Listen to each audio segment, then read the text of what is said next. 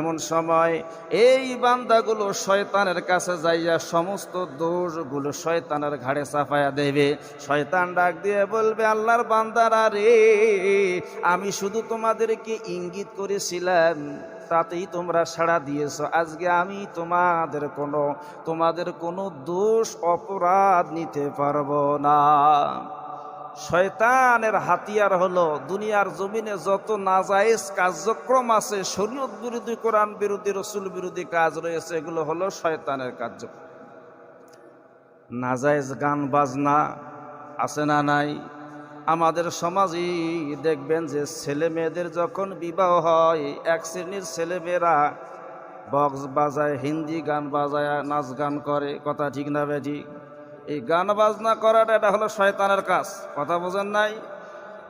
হিন্দা উদবার মেয়ে, হিন্দা কাফেরা, বড় বড় কাফেরদের একজন মেয়ে হিন্দা। বদরের যুদ্ধে তার বাবাকে হত্যা করেছিল আমির হামজা। এই হিন্দা প্রতিজ্ঞা করলো যে আমি এই আমির হামজাকে কতল করব।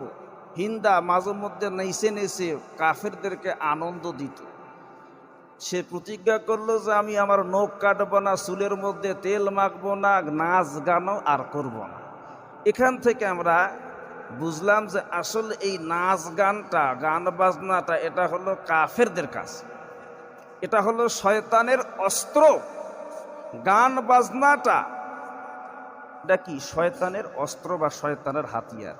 অশ্লীল গান বাজনা, বেহায়াপনা গান বাজনা করাটা এটা মুসলমানদের আকীদা নয়। সুতরাং আমরা নিজেকে পরিবর্তন করব, শয়তানের সঙ্গে জিহাদ করব, গান বাজনাকে দূরে সরায় রাখবো। রাজি আছি না ইনশাল্লাহ? এরপরে শয়তানের হাতিয়ার হলো,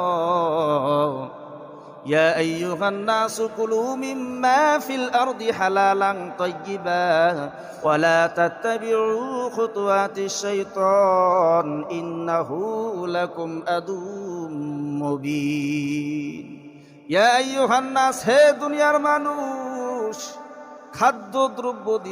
খাদ্যদ্রব্যের মধ্যে হতে তোমরা হালাল খাবারটা খাইও, পবিত্র বস্তু, পবিত্র খাবারটা খাইও।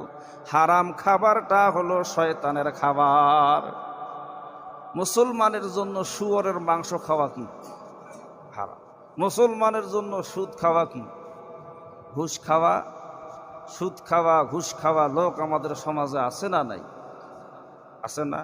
সুদ খায় আবার নামাজও পড়ে এমন মুসল্লিও আছে না নাই? তাহলে নামাজ পড়লো একটু ইমান নিয়ে, আর সুদ